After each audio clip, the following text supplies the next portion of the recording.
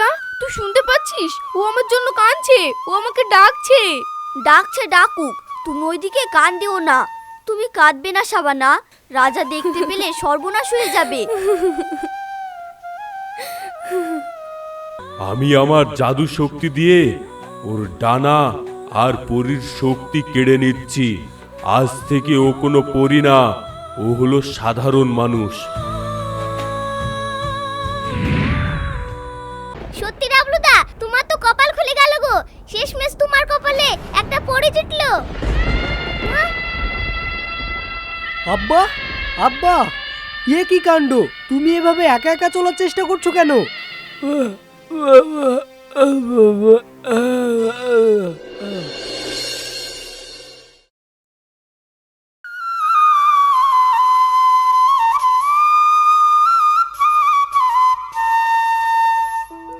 বাঁশির সুরটা কেমন লাগলো বল সোহান? ঠিক লাগলো? আজকে বাঁশি বাজাতে বাজাতে কেমন একটা অদ্ভুত অনুভূতি হচ্ছিল।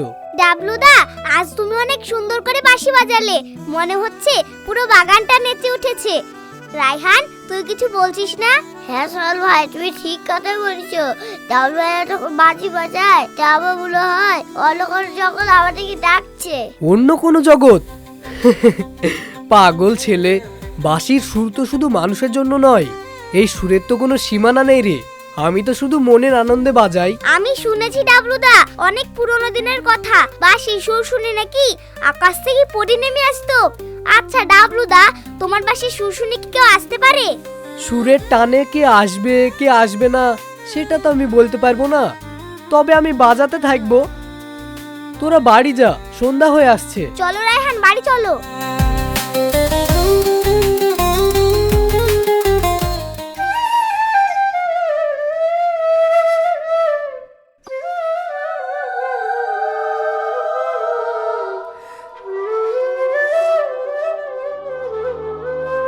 বাহ, খুব সুন্দর বাঁশির সুর। ও পরিরানী, তুমি আর ওই সুর শুনো না। ওই সুর মায়াবী। ওই যে সুর তোমাকে ডাকছে সে বড় চঞ্চল। না রে জিয়া, এই সুর আমায় সবকিছু ভুলিয়ে দিচ্ছে। এই সুর শুনে আমার মনে হচ্ছে মানব দুনিয়ায় পা না রাখলে আমার জীবন অপূর্ণ থেকে যাবে। ও পরিরানী, তুমি এই সুরের মোহ থেকে মুক্ত হও। এই সুর শুনলে আমরা আমাদের সুন্দর বনপুরীতে আর কোনোদিন ফিরতে পারবো না। আমি আর ফিরতে চাই না রে জিয়া। এই সুরের মায়া আমাকে যে আবহান জানাচ্ছে, আমি আর অপেক্ষা করতে পারছি না। এই সুরের মায়া আমাকে মানব দুনিয়ায় টেনে নিয়ে যাচ্ছে। চলো না রে জিয়া, আমরা একটু ঘুরে আসি। আচ্ছা ঠিক আছে, চলো।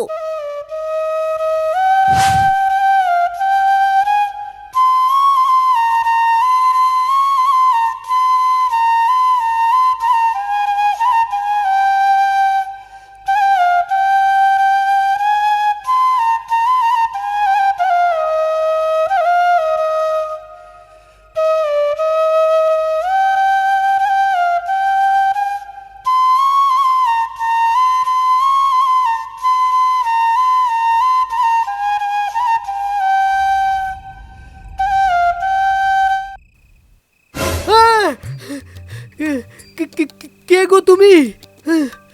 এত রাতে এই বনের মধ্যে একা কি করছো? আমি অনেক দূর থেকে এসেছি। তোমার বাঁশির জাদুর সুর আমাকে টেনে এনেছে বাঁশিওয়ালা। আমার বাঁশির সুর? তোমার রূপ আর সাজগুজ দেখি তো আমাদের গ্রামের কোনো সাধারণ মেয়ের মতো লাগছে না। কে গো তুমি? আমি হলাম পরী।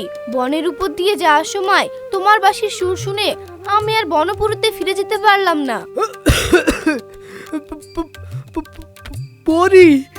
ওরে বাবা রে, আমি কি খোলা চোখে স্বপ্ন দেখছি নাকি? তুমি সত্যি সত্যি পরি? হ্যাঁ গো, আমি সত্যিই পরী। তুমি বাঁশি বাজানো থামালে কেন? বাজাও, এইভাবে আমি তোমার সুর সারা জীবন শুনতে চাই। ও পরিরানী, তুমি ভুল করছো।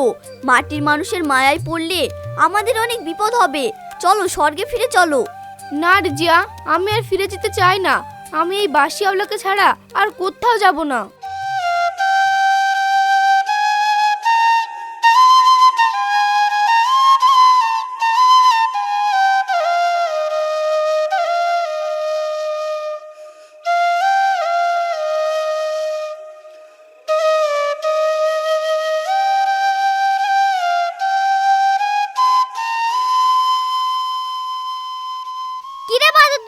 এতক্ষণ কোথায় ছিলি? শিয়ালের ভয় নেই তোদের? মা, আমরা ঘাটের ওই বাগানটাতে ছিলাম, ডাবলু ভাইয়ের বাঁশির সুর শুনছিলাম। হ্যাঁ মা, বাঁশির সুর শুনে মনে হচ্ছিল আমরা রূপকথা দেশে চলে গেছিলাম। রূপকথা দেশ বার করছে দাঁড়া, তোরা চলে এলি, আর ডাবলু কোথায়? মা, ডাবলুদা বললো ও নাকি আরো কিছুক্ষণ বাঁশি বাজাবে, তারই জন্য আমাদেরকে বাড়ি পাঠিয়ে দিল। ঠিক আছে, চল ঘরে চল।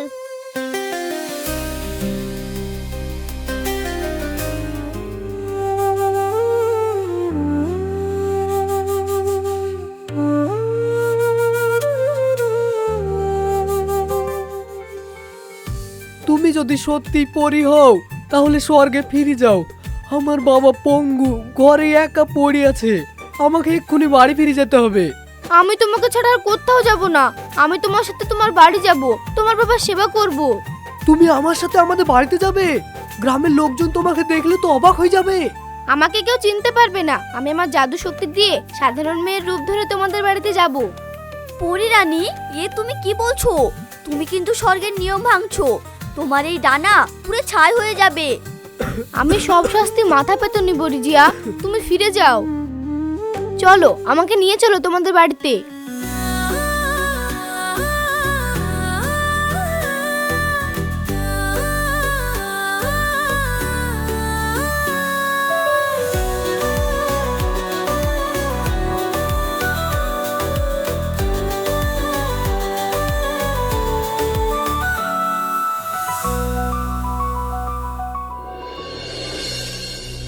মা, ও মা, তাড়াতাড়ি আমাদের সাথে চলো, একটা আজব কাণ্ড হয়ে গেছে। আরে আরে ছাড়, তোরা এভাবে আমাকে টানতে টানতে কোথায় নিয়ে যাচ্ছিস? আরে মা, তুমি নিজের চোখে না দেখলে বিশ্বাসই করবা না। ডাবলু ভাই একটা দারুণ সুন্দর মেয়ে এনেছে ওদের বাড়িতে। সে কি রে? ডাবলু আবার মেয়ে কোথায় থেকে আনলো? আমরা তো সেটা বুঝতে পারছি না। মেয়েটা এত সুন্দর দেখতে, চলো তুমিও দেখবা।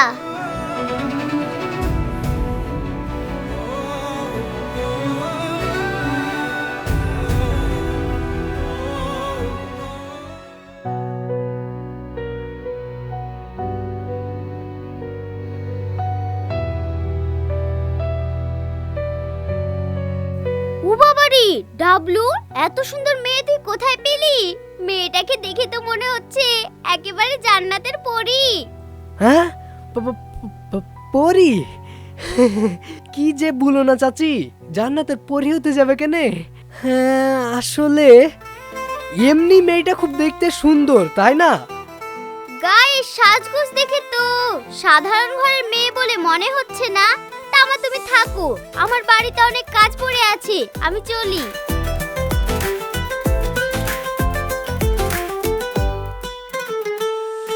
ডাবলুদা, তুমি সত্যি কথাটা বলো তো, এত সুন্দর মেয়ে তুমি পালা কোথায়? এত সুন্দর দেখতে এই মেয়েটার কথা তো তুমি আমাদেরকে কোনোদিন বলনি। আচ্ছা ঠিক আছে, আমি তোদেরকে বলছি, তোরা যেন কাউকে বলিস না। না না, আমরা কাউকে বলবো না, তুমি বলো। ওই মেয়েটা কোনো সাধারণ মেয়ে না, ও সত্যি সত্যি একটা পরী। সত্যি ডাবলুদা, তোমার তো কপাল খুলে গেল গো, শেষমেশ তোমার কপালে একটা পরি জুটলো।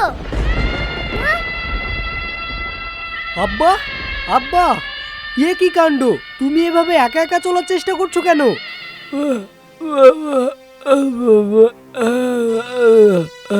তুমি কি জানো না তোমার শরীর একদম অকেজো হয়ে গেছে? তুমি কোথাও বসে থাকবে, না হলে বিছানায় শুয়ে থাকবে। তুমি পড়ে গিয়ে তো ব্যথা পেলে। ভাবি, তুমি তো পরি, তোমার কাছে তো অনেক শক্তি, তুমি কি তোমার শক্তি দিয়ে চাচাকে ঠিক করতে পারবে না? হ্যাঁ সোহান ভাই, আমি পারবো। বাহ, তাহলে তো খুব ভালো কথা। তাহলে তুমি এক্ষুনি চাচাকে ঠিক করে দাও। জাদুতে এই রোগ সারবে না। এই রোগের একটা বিশেষ গাছ আছে, আর ওই বিশেষ গাছটা গভীর জঙ্গলে পাওয়া যায়। তোমাদের বাড়ির আশেপাশে কোনো গভীর জঙ্গল থাকলে আমাকে সেখানে নিয়ে চলো।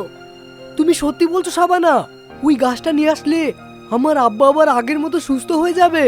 হ্যাঁ, একেবারে ঠিক হয়ে যাবে। তুমি শুধু আমাকে জঙ্গলে নিয়ে চলো। রায়হান, তুমি এখানে এসে বসো।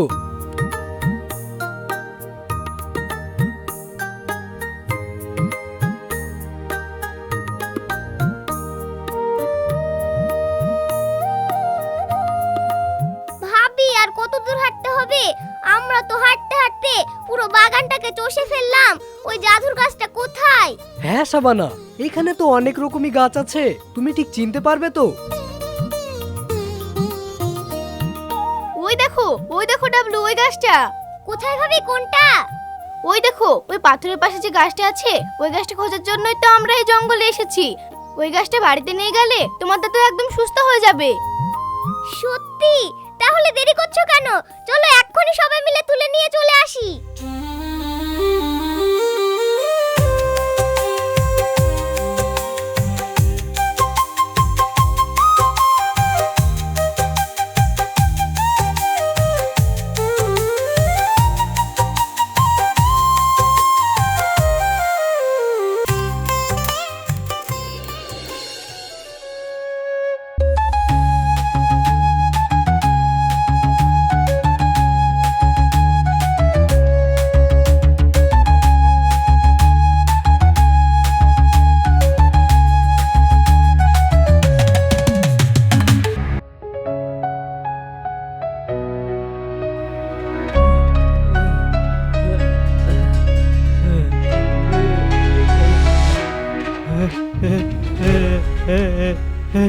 এই তো আমি সুস্থ হয়ে গেছি, আমার হাত পা আবার কাজ করছে।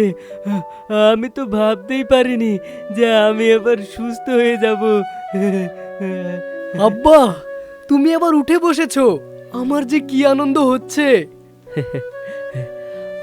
আচ্ছা মা, তোমার জাদুতে আমি আবার জীবন ফিরে পেলাম, কিন্তু তোমার বাড়ি কোথায় মা? তুমি কে?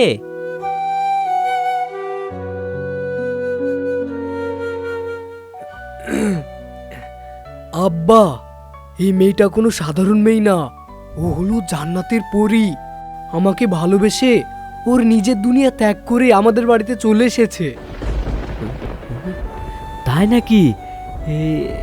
এটা তো অবিশ্বাস্য। আমি তো শুনেই অবাক হয়ে যাচ্ছি রে। হ্যাঁ চাচা, ডাবলুদা একদম সত্যি কথাই বলেছে। এই মেয়েকে তো আমি সেই কথা জিজ্ঞাসা করার জন্যই তো ওইভাবে ঘর থেকে নামতে গিয়ে পড়ে গেলাম রে, কিন্তু ওর আসল পরিচয় জানার পর আমার তো মাথা ঘুরছে। আপনি একদম চিন্তা করবেন না আব্বা, আমি সবকিছু ছেড়ে দিয়ে আপনার ছেলের কাছে চলে এসেছি। আমি আর কখনো ফিরে যাব না। সবই তো বুঝলাম মা, কিন্তু কিন্তু কি আব্বা, তুমি আবার কিসের চিন্তা করছো? মেয়েটা এই অবস্থায় আমাদের বাড়িতে থাকতে দেখলে গ্রামের মানুষ তো নানা রকম বদনাম করবে রে বাবা। আমার মনে হয় দেরি না করে তোদের বিয়ে করে ফেলা উচিত। হ্যাঁ চাচা, আপনি একদম ঠিক কথাই বলেছেন। ডাবলুদার বিয়েতে আমি একদম কবজি ডুবিয়ে খাবো, আর আমি তো অংশে ডুবেই যাব।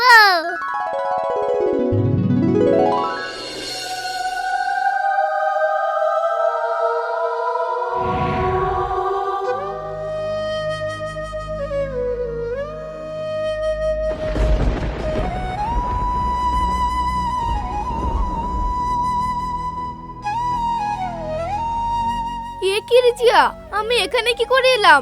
আমার তো ডাবলুর সাথে বিয়ের পিড়িতে বসার কথা। তুমি পরি রাজ্যের নিয়ম ভাঙছো শাবানা, তাই এই রাজ্যের রাজা তোমাকে পৃথিবী থেকে জোর করে তুলে নিয়ে এসেছে। কিন্তু ডাবলুর সাথে তো আমার বিয়ে, ডাবলু তো আমার জন্য অপেক্ষা করছে। বিয়ের কথা ভুলে যাও, আর ওই ছেলেটাকেও চিরতরের জন্য ভুলে যাও, না হলে রাজা তোমাকে মৃত্যুদণ্ড দেবেন। আর শুধু তোমাকে না, ওই ছেলেটাকেও প্রাণে মেরে ফেলবে।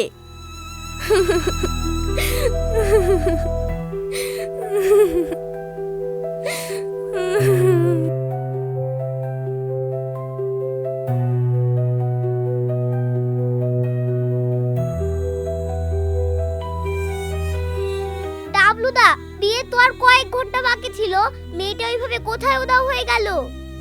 সে তো কোনো সাধারণ মেয়ে নয় রে সোহান, সে হলো একটা পরী। তার অনেক ক্ষমতা। আমার সঙ্গে ভালোবাসার নাটক করে আবার নিজের ঠিকানায় ফিরে গেছে। না না ডাবলু ভাইয়া, আমার মনে হয় পরিসরে কিছু খারাপ ব্যাপার হয়েছে, ওকে কেউ জোর করে তুলে দিয়ে গেছে। ডাবলুদা, আমার কিন্তু তাই মনে হচ্ছে। রায়হান কিন্তু ঠিক কথাই বলেছে। তাহলে আমি এখন কি করব বল? স্বর্গ তো কোনো সাধারণ মানুষের জন্য নয়, আর স্বর্গে যাওয়া আমার কোনো ক্ষমতা নেই। সব শেষ হয়ে গেল রে।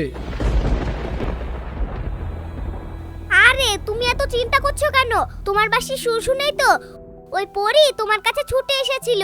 তুমি আবার বাঁশি বাজাও, দেখো ঠিক তোমার কাছে চলে আসবে। হ্যাঁ দাদু ভাইয়া, তুমি বাঁশি বাজাও।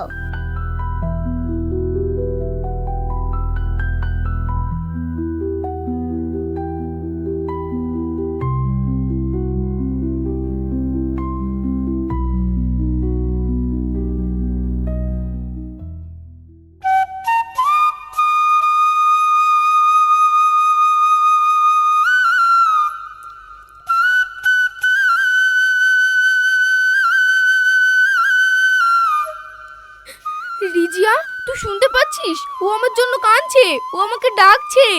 ডাকছে ডাকুক, তুমি ওইদিকে কান দিও না। তুমি কাঁদবে না শাবানা, রাজা দেখতে পেলে সর্বনাশ হয়ে যাবে।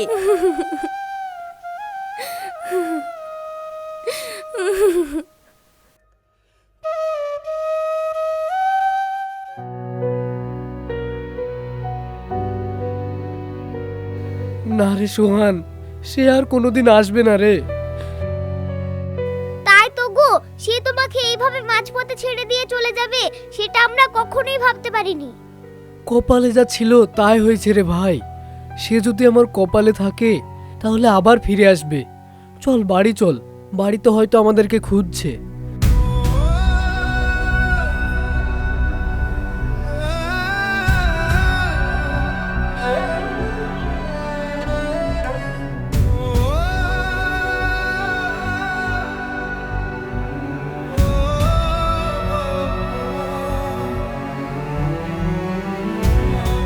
কিরে, তোরা আবার ওই ডাবলুর সাথে ঘুরতে বেরিয়েছিলি?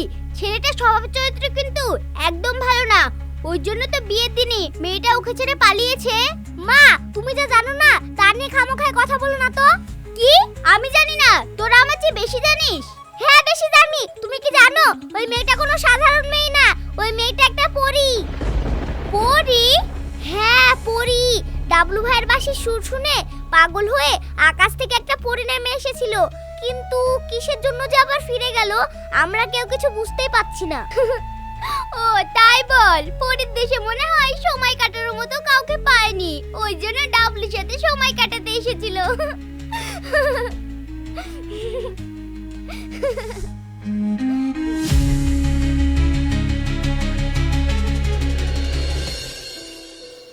ডাবলু, আমার মন বলছে ওই মেয়েটা খুব বিপদে আছে রে। সে হয়তো পরিরাজ্যের নিয়ম ভেঙে পৃথিবীর মানুষকে ভালোবেসেছে, তাই হয়তো জোর করে ওকে তুলে নিয়ে গেছে। আব্বা, আমিও তো বুঝতে পারছি, কিন্তু আমি ওকে ফিরিয়ে আনবো কি করে বলো? আমার তো কোনো জাদু জানা নেই। ফিরে আনার মতো উপায় আমাদের মতো কোনো সাধারণ মানুষের হাতে নেই। আর যদি উপায় থেকেও থাকে তাহলে তোর ওই বাঁশি পারবে ওকে ফিরিয়ে নিয়ে আসতে। তুই তোর বাঁশির উপরে একটু ভরসা রাখ ডাবলু।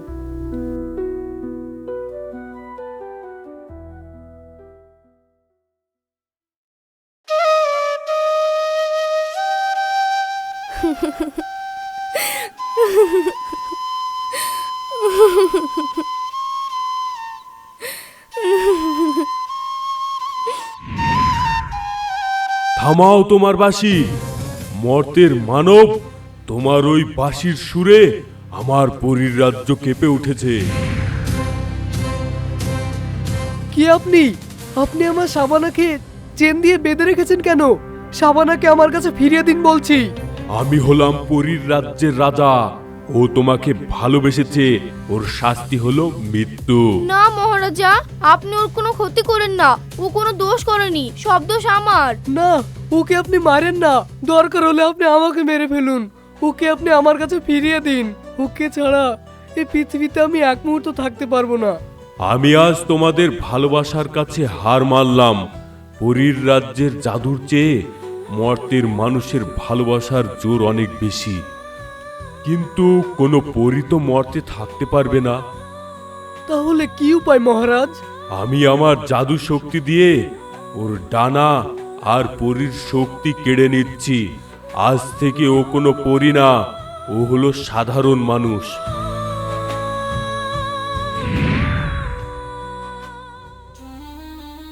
শাবানাকে আমি তোমার হাতে তুলে দিলাম।